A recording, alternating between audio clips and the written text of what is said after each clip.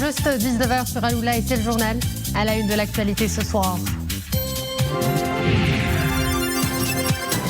L'eau manque cruellement dans des localités à travers le royaume. À Chefchaouen, les habitants des zones rurales font face à des robinets à sec et à des ouads asséchés par le gros déficit de pluie. Les autorités décident d'installer des points d'eau pour pallier au manque.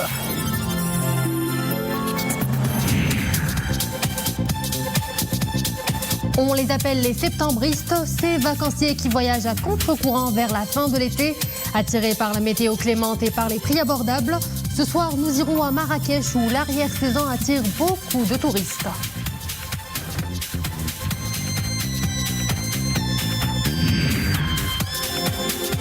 La liste des 31 joueurs de l'équipe nationale dévoilée par le sélectionneur national Walid Regragui. Retour de Hakim Ziyech et Younes Belhenda, grande première pour Walid Chedira. Nous ferons le point des grands absents et des nouveaux venus dans les rangs des Lions de l'Atlas.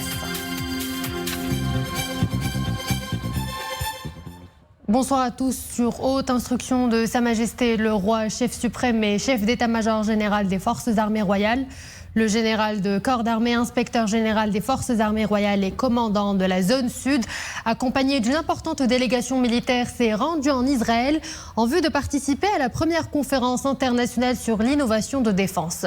Conférence qui se tient du 12 au 15 septembre courant à Tel Aviv, en Israël. La participation à cette conférence internationale destinée à plusieurs chefs d'armée et aux agences de l'innovation de défense s'inscrit dans un cadre multilatéral visant à promouvoir l'échange de savoir et de savoir-faire entre les armées participantes. Elle vise également à poser les bases d'une collaboration solide dans le domaine de la défense multidimensionnelle et de l'innovation militaire. C'est ce que précise un communiqué de l'état-major général des Forces armées royales. En marge de cette conférence, des entretiens et rencontres officielles sont prévus entre l'inspecteur général des Forces armées royales et les autorités de défense israéliennes. Le ministre des Affaires étrangères, de la coopération africaine et des Marocains résidant à l'étranger, Nasser Bourita, a reçu l'envoyé spécial du président de l'Union des Comores, l'ambassadeur Mohamed Kabi Eliash Khoutou, porteur d'un message à Sa Majesté le Roi Mohamed VI. Écoutons le diplomate comorien. Je suis porteur des messages de Son Excellence le Président Azali Assoumani à l'endroit de Sa Majesté, son frère, le roi Mohamed VI, que Dieu l'assiste. Les relations entre les Comores et Maroc, c'est des relations exceptionnelles. On peut pas, plus qu'excellentes. Le mot excellent est très faible pour traduire ces relations entre ces deux pays. Nous souhaitons le meilleur pour ces pays frères qui nous soutiennent dans tous les domaines et nous en sommes extrêmement reconnaissants du soutien que le Maroc apporte aux Comores. Hausse des températures, baisse des précipitations ou encore assèchement des oueds et des nappes phréatiques. Au Maroc, une crise hydrique sévit, aux grands mots, les grands moyens. Voyons comment dans ce reportage à Chefchaouen signé Fna Shakir Alaoui, Abdelali Gnouni et Iman Ablou. De l'eau potable qui coule en fin de source. Ces nouveaux robinets tout juste installés sont le point vers lequel convergent les habitants du douar Amtraz et bien d'autres douars de la province de Chefchaouen. Dans cette zone rurale, l'eau est plus que jamais précieuse. La région est très impactée par le déficit pluviométrique de ces dernières années. L'eau potable est une denrée rare ici. Nous nous réjouissons de l'installation de ces robinets accessibles à tous, malgré les difficultés de la route. Je dois faire un trajet de 240 km aller-retour, car j'habite bien loin d'ici. Nous souffrons énormément à cause du manque d'eau. Nous n'avons pas d'eau pour boire, pour la lessive, encore moins pour le bétail. En effet, l'abreuvement du bétail est une véritable préoccupation pour les éleveurs. Les cours d'eau sont tout simplement à sec. Nos chèvres manquent cruellement d'eau à cause de la sécheresse. Nous venons ici pour leur abreuvement. Les ressources hydriques font défaut. Une situation qui mobilise les autorités locales. La direction provinciale de l'agriculture accorde la population de cette zone à l'eau potable grâce à ces installations. 12 communes de Chefchaouen sont concernées par ces projets dans le cadre du programme d'atténuation de l'impact du déficit pluviométrique. Ces travaux ont pour objectif d'approvisionner la population en eau potable, en eau d'irrigation aussi, notamment pour les arbres fruitiers, et pour l'abreuvement du bétail composé essentiellement de chèvres et de caprins. De quoi pallier au stress hydrique qui touche de plein fouet plusieurs régions du pays. Les réserves d'eau sont en forte baisse, en particulier celles de la nappe phréatique et de l'eau stockée dans les réservoirs.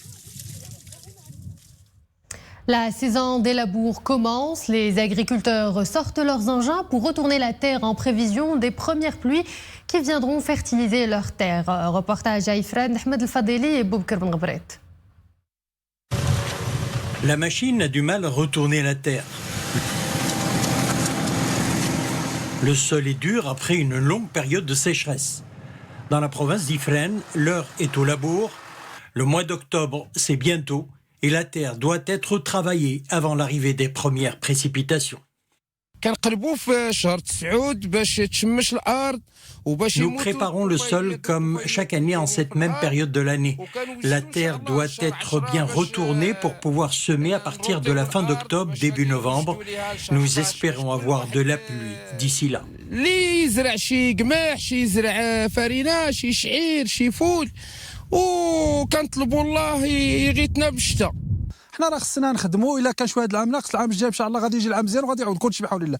ne faut pas rester les bras croisés, il faut retourner la terre même s'il ne pleut pas encore. Les champs doivent être prêts pour les semis d'ici novembre. Labourer la terre, c'est ramener en surface sa partie inférieure. Cela permet d'éliminer les anciennes racines. Aérer le sol, c'est donner plus de vitalité à la terre. النصيحة اللي غادي نوجه الفلاح بالخصوص في هذه الفترة الراهنة وهو ينوضي هي الأرض ديالو. Il faut retourner le sol pour éliminer les mauvaises herbes et de le décompacter pour mieux recevoir l'eau, les engrais, les semences. J'espère qu'il pleuvra bientôt. 23% de la superficie agricole de la province d'Ifrane est dédiée à l'agriculture, avec une prédominance pour les céréales, blé, orge et maïs. Vers la constitution d'un stock stratégique national de médicaments et de produits de santé, de quoi instaurer une véritable souveraineté sanitaire. C'est le souci majeur du ministère de la Santé et de la Protection sociale, crise sanitaire oblige. Ceci concerne des produits sujets de pénurie ou de perturbations d'approvisionnement actuelles ou potentielles au cours de l'année 2023. Et direction Oujda, où un incendie s'est déclaré tôt ce matin dans un pavillon de la cité universitaire relevant de l'université Mohamed Ier. Les services de la protection civile sont intervenus et ont réussi à maîtriser totalement le feu peu de temps après. 24 étudiants ont été blessés à différents degrés, dont des brûlures. 4 cas critiques ont été transférés à Casablanca et Oujda. Une enquête est ouverte en vue de faire toute la lumière sur le sinistre.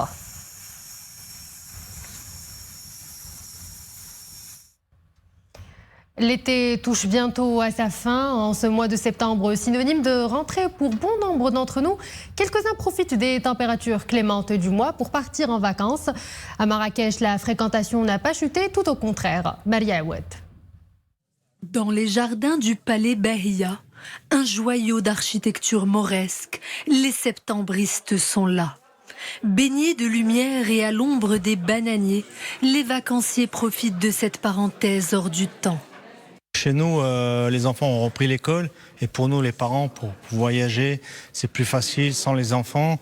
Et puis c'est une période qui est un petit peu plus calme, plus reposante. Les touristes du mois de septembre sont souvent des jeunes adultes qui viennent à Marrakech pour profiter de la quiétude sans leurs enfants, ou alors ce sont des jeunes retraités.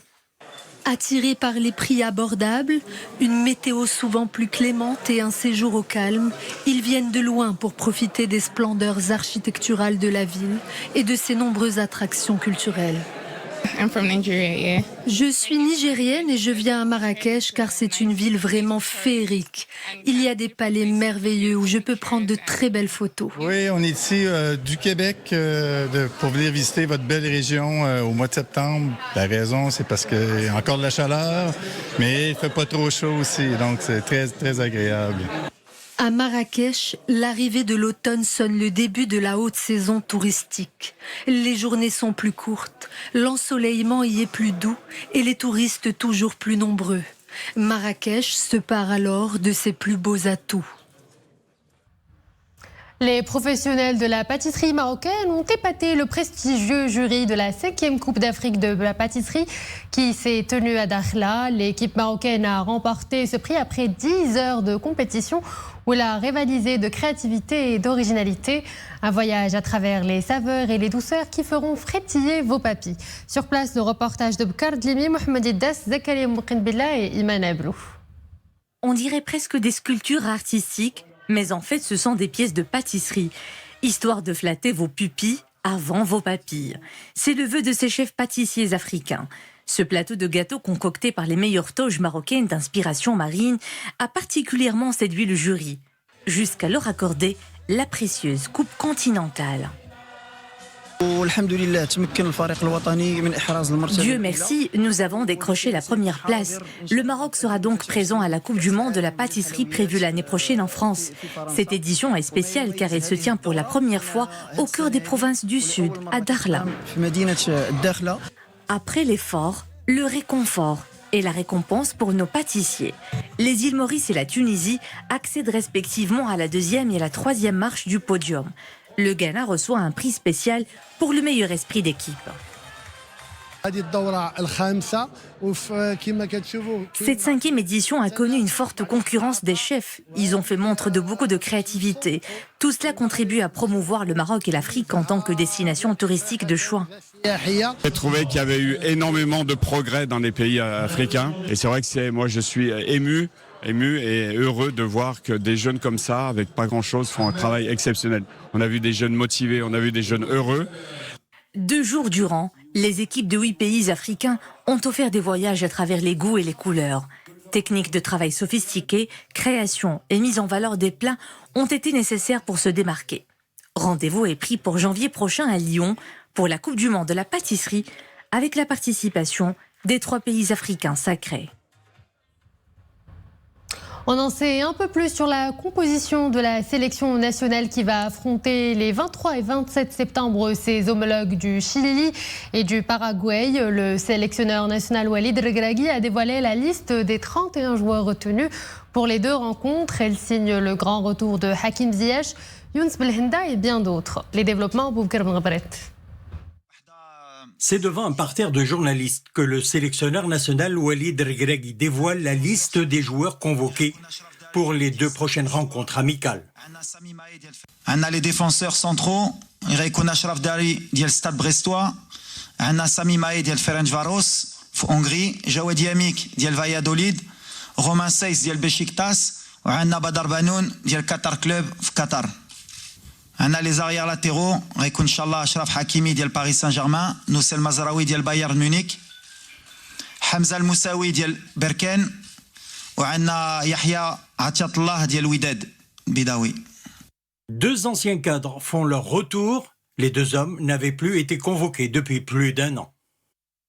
On a les milieux de terrain, Younes Belhanda du Adana Demirspor, Turquie, Sofiane Amrabat du Fiorentina, Yahya Jebran du Wydad, Abdelhamid Sabiri du Sampdoria, Ilyas Shahir du Queen's Park Rangers, Amin Harid du Marseille, Selim Amallah du Standard de Liège et Azdin Ounahi du Angers. On a les ailiers, on a Hakim Ziyech du Chelsea, Mounir Haddadi du Getafe, Soufiane Rahimi du Ain, Emirati, on a Zalzouli Abdelsamad du Osasuna, Zakaria Bouklel du Toulouse ou Sofiane Boufal du Angers. En attaque, le sélectionneur national fait appel au jeune attaquant de Bari, Walid Chedira, qui viendra renforcer la ligne d'attaque des Lions de l'Atlas. Les attaquants, on a Ayoub El Kahbi du Hatayspor, Ryan Maé du Ferencváros, Youssef El Nassiri du Sevilla ou Walid Chedira du Bari italien. À la question de savoir comment gérer les égos des joueurs comme ce fut le cas de son prédécesseur, voici sa réponse. J'ai pas d'inquiétude sur ça. La gestion des égos, non, en général, les grands joueurs qui te ferment ou les grands joueurs qui باغيين يربحوا qui te ferment باش يربحوا. On n'est pas obligé يشربوا قهوة كل نهار بيناتهم ويشربوا قهوة معايا كل نهار. اللي كنستناوهم هي في التيران يكونوا كاملين في مستوى ديالهم يتقاتلوا باش المغرب يربح. منين المغرب كيربح حتى هما رابحين. Mais بالعكس plus j'ai de caractère, plus j'ai de chance de gagner inchallah.